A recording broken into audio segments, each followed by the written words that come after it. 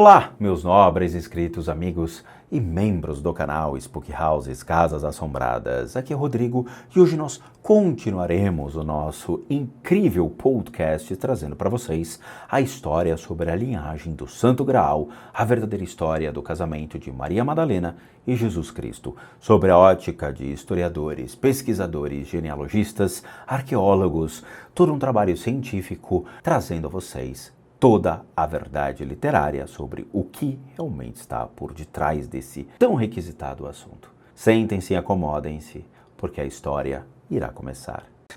Gawain, Lancelot e Percival aparecem na obra Percevals, e a pergunta premente é: a quem o Graal serve?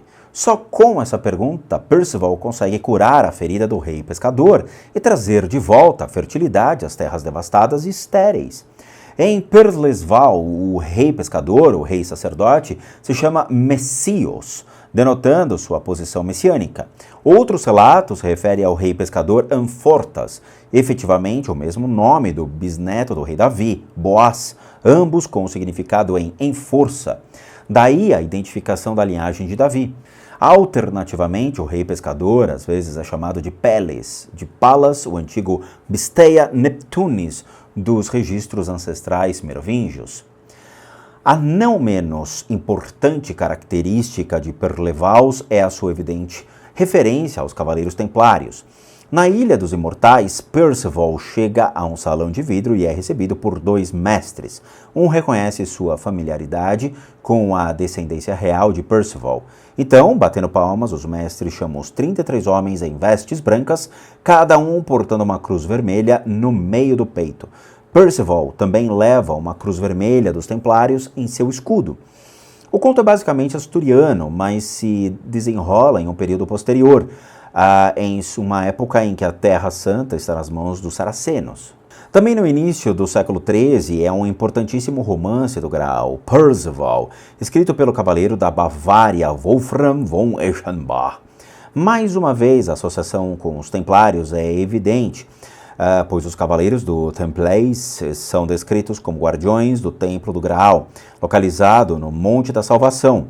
Aqui, o rei pescador preside a missa do Graal e é especificamente descrito como rei sacerdote, ao estilo de Jesus, dos merovingios e dos reis escoceses. Mulsalvas seria realmente esse Monte da Salvação, há muito associado à fortaleza das montanhas de Montségur, na região de Languedoc, sul da França. Wolfram afirmou que a história do Graal de Crétin estava errada, citando como sua fonte Quoth le Provenzale, um adito templário que havia escrito a respeito de um antigo manuscrito do Graal provindo da Arábia. Era de autoria do estudo Phlegetanis, que ele dizia ser um erudito por natureza, descendente do Salomão e nascido de uma família que sempre fora israelita, até o batismo se tornar nosso escudo contra o fogo do inferno. Assim como Perlevals, a obra Perceval de Wolfram dá grande ênfase à importância da linhagem do Graal. Wolfram também introduziu o filho de Perceval, Lohengrin, o Cavaleiro do Cisne. Na tradição de Lorraine, Lohengrin era marido da duquesa de Brabant, Baixa Lorraine. Percival explica que o pai de Percival era Gramuriet, ou Gamuriet, e não Gwylans, como no relato de Walcher, e que o rei pescador na época de Percival era Amfortas, filho de Fremutel, filho de Titurel. A irmã do rei pescador, Herzeld, era mãe de Percival, a senhora viúva da tradição. Expondo extensivamente os vários atributos místicos do Graal, o texto cita como sua portadora a rainha da família do Graal, Repans de Chois, declarando: ela vestia seda da Arábia e carregava num pano de seda verde, a perfeição do paraíso terrestre, tanto as raízes como os galhos. Era uma coisa que os homens chamam de Graal, que transcendia qualquer ideal terreno. Apesar da referência a raízes e galhos, dizia-se que o Graal era uma pedra de juventude e rejuvenescimento. É chamado de Lapsit Exilis, ou às vezes Lapis Exilius, ou Elisis, uma variante de Lapis Elixir, a pedra filosofal dos alquimistas. Wolfram explica: pelo poder dessa pedra, a fênix queima até as cinzas, mas as cinzas rapidamente as trazem de volta à vida. Assim, a fênix troca de plumagem após o que retorna brilhante e fulgente como antes. No sacramento da Eucaristia, o rei pescador, a pedra do Graal, registra os nomes daqueles chamados a seu serviço. Mas não é possível para todos ler esses nomes. Ao redor da extremidade da pedra, uma inscrição em letras diz o nome e a linhagem daqueles que, donzelas ou meninos, são chamados para fazer a jornada até o Graal. Ninguém precisa apagar a inscrição, pois logo que ela é lida, desaparece. Em termos muito semelhantes, cuja relevância é totalmente explicada em Genesis of the Grail Kings, o Novo Testamento, leia-se em Apocalipse, diz: ao vencedor dar-lhe-ei o maná escondido, alimento divino, como na Eucaristia, bem como lhe darei uma pedra branca, e sobre essa pedra escrito um nome novo, a qual ninguém conhece, exceto aquele que o recebe. Wolfram, que também escreveu acerca de Guilherme de Gelone, rei da Septimânia, dizia que o manuscrito Flegetanis original era guardado pela casa de Anjou, uma casa nobre que era intimamente aliada aos templários.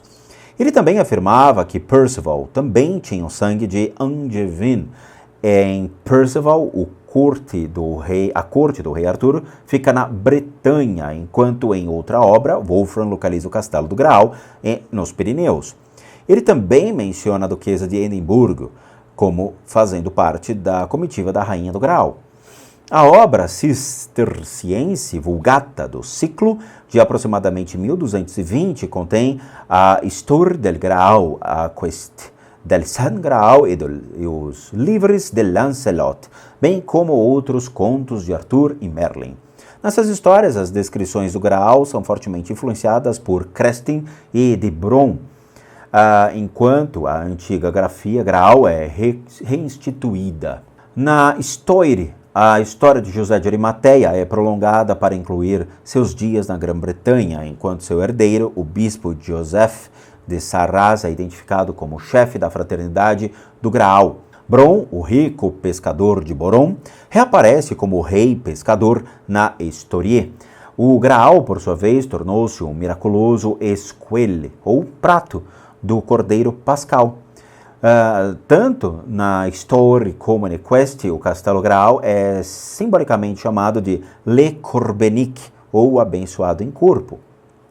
Os Livres de Lancelot, que apresentam Gwen como a primeira instância, expedem a história de Galahad, detalhando como o filho de Lancelot pela filha de Pelis. Ela é a princesa do Graal, Elaine Le Corbenic, e Pelis é o filho do rei pescador ferido, enquanto no relato posterior de Malory, o próprio Pelis é o rei. O rei Arthur certamente recebeu menções no início da literatura a respeito do Graal, mas foi a partir do século XIII, com a Vulgata do Ciclo, que ele se tornou firmemente associado ao tema. Entretanto, depois da queda da Terra Santa, em 1291, as lendas do Graal desaparecem da arena pública. Somente no século XV, Sir Thomas Malory reviveu o tema com seu conto de Sangreal, The Blessed Blood of Our Jesus Christ. Já vimos que o filho mais novo de Jesus e Maria Madalena, Josefes, frequentou a escola druida.